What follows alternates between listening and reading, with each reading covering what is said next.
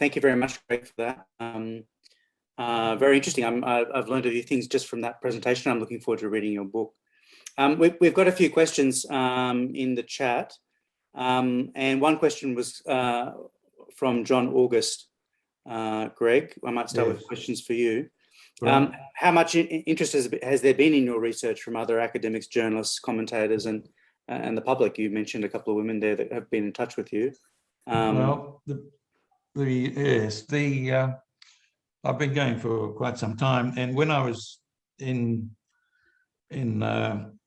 contact with Professor Wertheim and George Kahin in America in the 90s, Kahin told Wertheim that once my research was published and understood, it would change our perspective of the history of this region, which was a very big compliment for me. And it sort of inspired me to carry on. My research was caused some interest in Indonesia when an early book was published.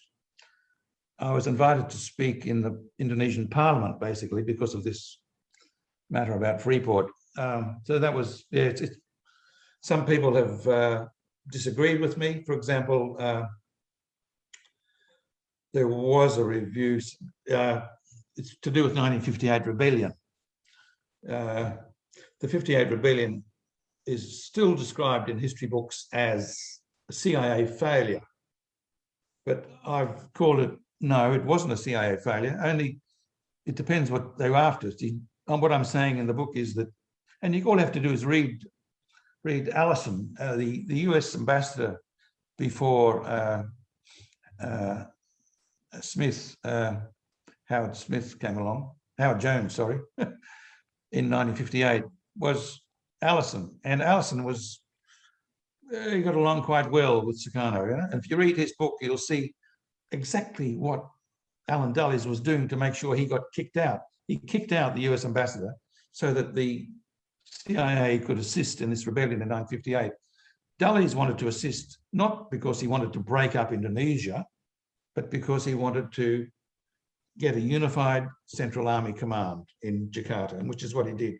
And the other person who helped me reach the right conclusion about what really happened in 1958 was General Nasution himself and Zulkifli Lubis. Both of them told me Zulkifli Lubis was on the rebel side and Nasution was basically Central Army Jakarta side, and both their information, for example, Nasution told me one morning he had 4 telephone calls from the defense attaché in the US embassy urging him to get up to Pekanbaru to see the arms that the big American plane had just dropped. And after 4 telephone calls, he set up a plane, they dropped paratroopers, they picked up the arms, and that basically was the end of the Outer Islands Rebellion in 1 week. But Dulles kept on feeding in small amounts of arms so that it continued on for 2 years. But the reason he wanted to control that rebellion, and he ended it in 1 week basically, was because he wanted the Central Army Command to defeat the rebels, which he did, and by that means he was looking forward. Yeah? He was looking forward to ousting the Dutch, and he was looking forward to regime change. Does that help? Sure, it does, yeah.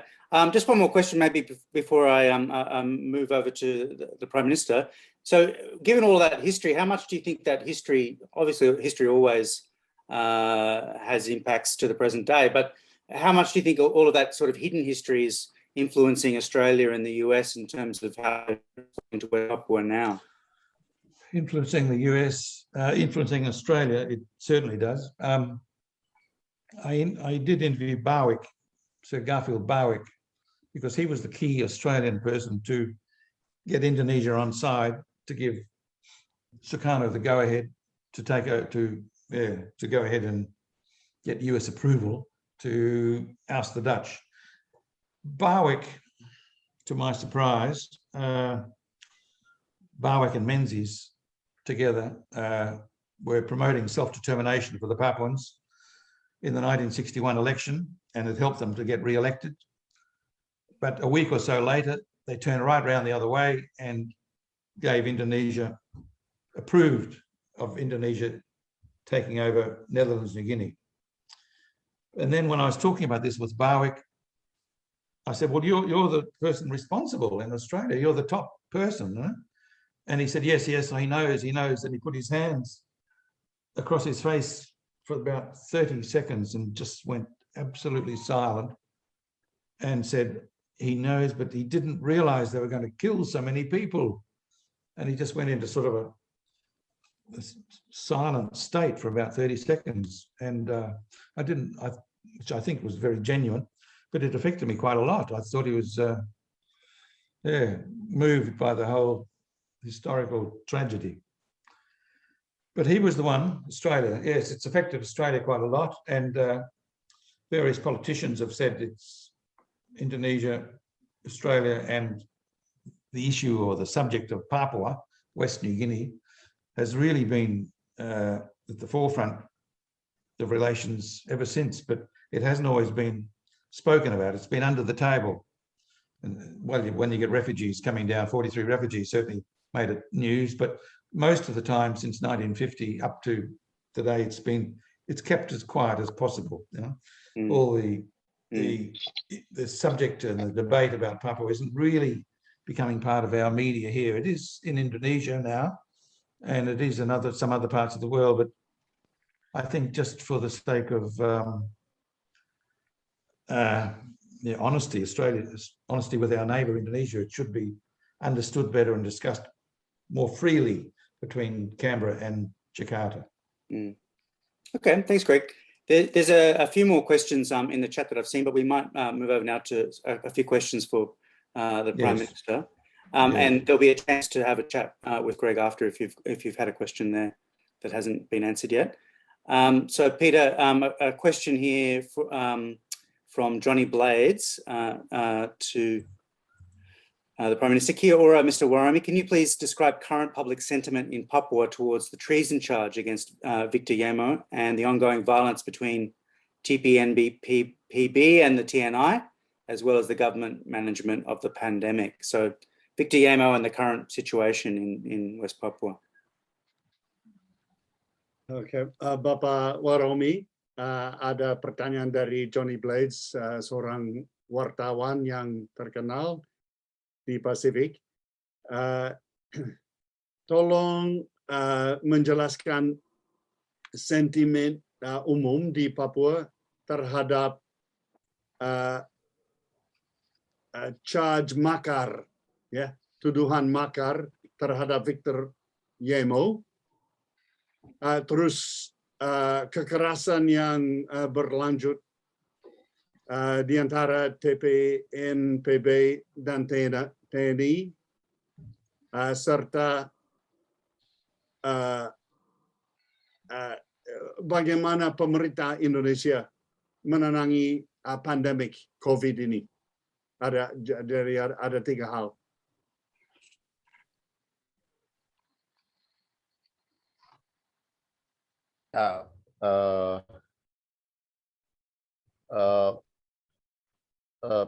Penangkapan atau penahanan Victor Yemo itu, catatan kami dari professional government itu bahwa sebelum Victor Yemo dari 2018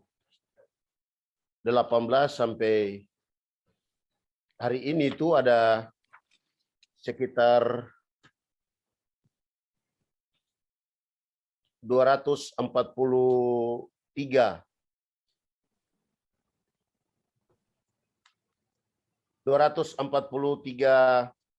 korban diduga dari 4 Desember 2018 sampai 2020 itu ada 243 korban, perempuan 38, laki-laki 95, anak 110.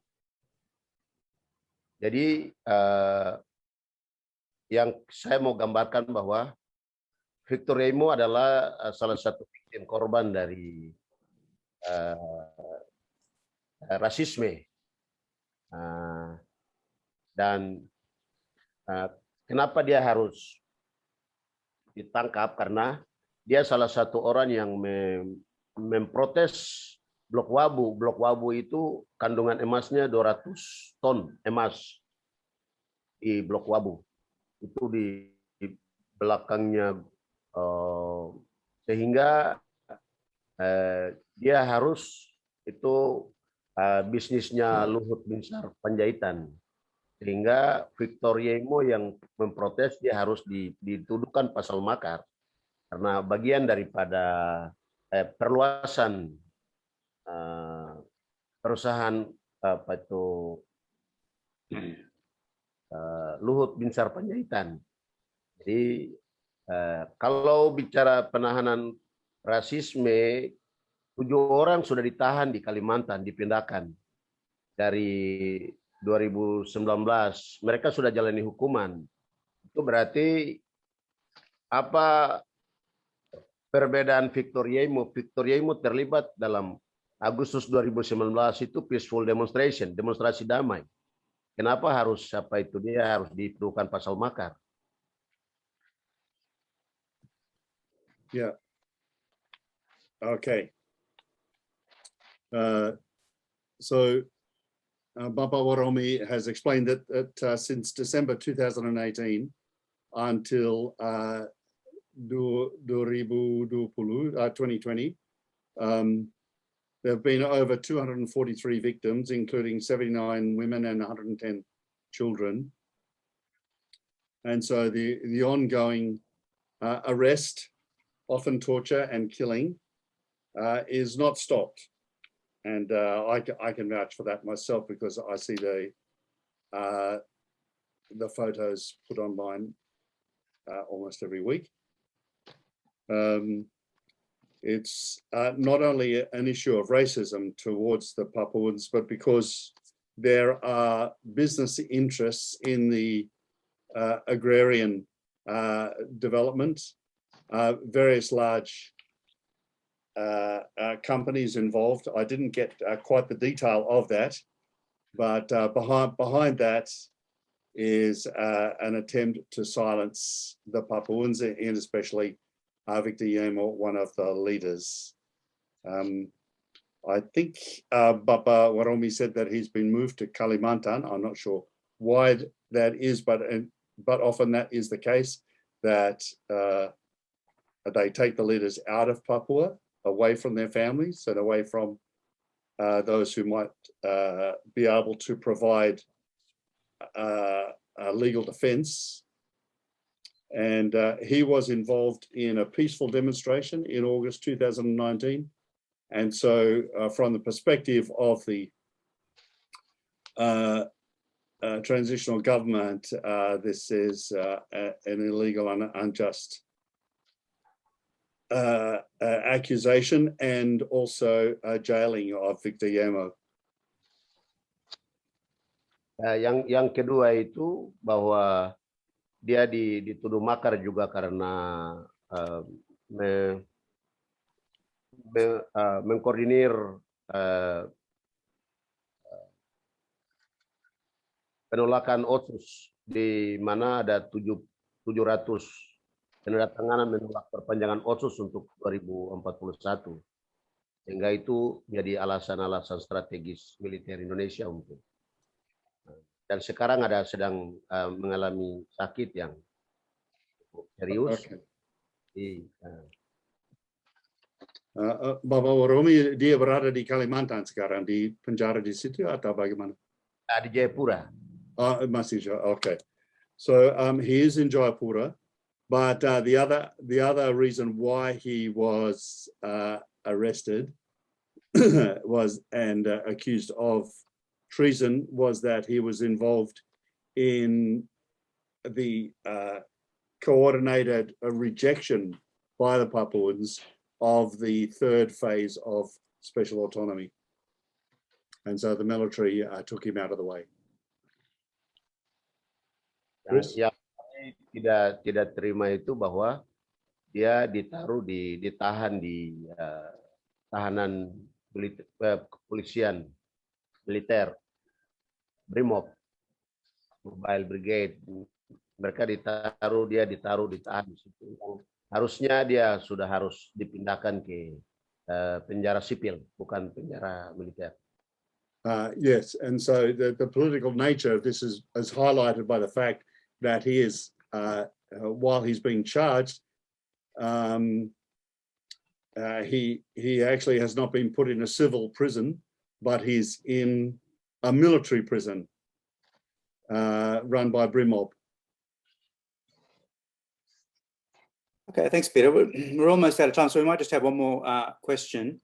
And there's a question here from Leon Zembekis asking about support within the rest of Indonesia for West Papuan independence or other kinds of international support. So what's the current mood in, I guess, in the rest of Indonesia for West Papuan independence or resistance? Sorry, was there any support from the rest of Indonesia for West Papua? Yeah. Yeah. Bapak Waromi, kira-kira bagaimana sikap bagian lain di Indonesia, orang Indonesia mungkin termasuk sipil dan politik atau bagaimana terhadap keinginan orang Papua untuk self-determination? Ada support atau bagaimana? Di Papua ada kelompok yang namanya pro-demokrasi yang sekarang tergabung dalam FRI, Front Rakyat Indonesia. Itu terdiri dari orang-orang atau pemuda mahasiswa Indonesia yang mendukung self-determination, mendukung West Papua untuk dimerdekakan keluar dari Republik Indonesia atas militerisme, kapitalisme, dan oligarkisme yang ada dibangun oleh Jakarta terhadap West Papua. Jadi ada FRI namanya, Front Rakyat Indonesia. Okay, so there's a group called Front Rakyat Indonesia. That's society of Indonesian students and others who are supporting democracy, and they are pro West Papuan independence and also against the capitalistic approach towards what's happened in West Papua especially. So there are some community groups within Indonesia now speaking up and supporting the aspirations of the West Papuans. Termasuk partai-partai politik di Indonesia, koalisi partai politik yang ada di DPR Provinsi Papua, di Jakarta juga mereka desak Presiden Jokowi untuk menyelesaikan persoalan Papua secara damai. Harus menjadi penyelesaian peace solution, ada solusi damai untuk menyelesaikan kekerasan dan kekejaman, bahkan self-determination, penentuan nasib sendiri untuk Barat. Partai Politik Indonesia. Okay, so there is a political party, PPI, that actually supports the resolution of the West Papuan problem. All right, thank you very much, Peter. And thank you both to Prime Minister Waromi and to Dr. Poulgrain for speaking with us today.